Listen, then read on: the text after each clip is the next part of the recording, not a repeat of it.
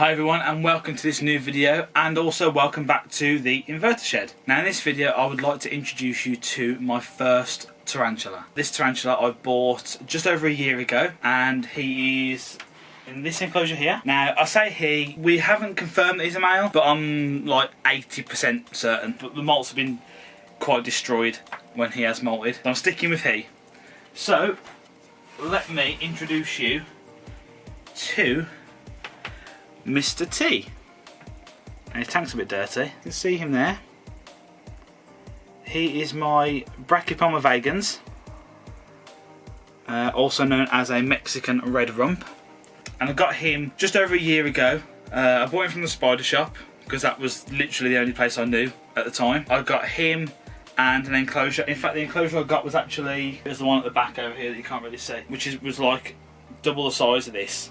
So it wasn't suitable for him, but it was like a kit that I bought. So I got the enclosure, some plants, cork bark, cocoa fibre, a couple of other little things, and the spider. I think he himself was about £6 or £8. He was much smaller than this when I first had him. I'm actually going to put a link in the description below to the unboxing when I first got him, which was an experience to say the least, considering I never unboxed anything like this before. So what we'll do is we'll get a closer view of him. So here he is in all his glory.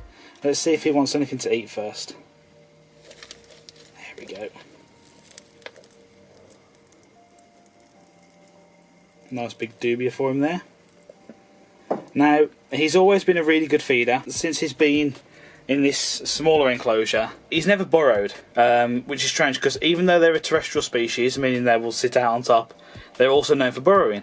He's only ever dug down here, he's never gone underneath or anything. I used to have a bit more substrate than this, but being as he wasn't burrowing, I decided to take some out. So story time about how I acquired Mr. T here. So I was on a coach trip with my daughter down to Weston-super-Mare, which is on the English coast, and because I was bored on the coach, I found a feeding video on YouTube, and this was a feeding video from the Dark Den. And I watched that feeding video, and then I watched another feeding video, and another, and another, and another, and before I knew it, I became a little bit obsessed with watching these feeding videos and care videos. I'd never even thought about owning a spider before. In fact, I used to be absolutely terrified of spiders. Still a bit wary about house spiders because they are just weird and creepy, but tarantulas absolutely fascinate me, and that's when I discovered that they fascinated me. And then because I was looking into the care, I found they were easy to care for, easy to feed, and it just, obviously it grew a bit out of control. Slings and spiders and more spiders over there, and this is all just within a year, mind you. But this little guy is the one who started it all. Now, while I've had him, I think I've had 3 molts from him. When I first had him, if you click the link to the other video, you'll see he was very skittish when I first had him. And